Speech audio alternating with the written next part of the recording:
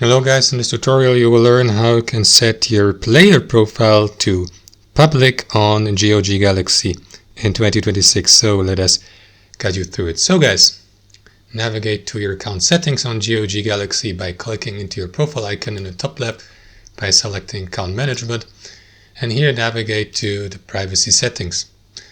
And you will see here in green, in that green font, your account current visibility status, which is usually set to now public, which means, for example, other can find you via friend recommendations, emails, or username. But you can also disable this.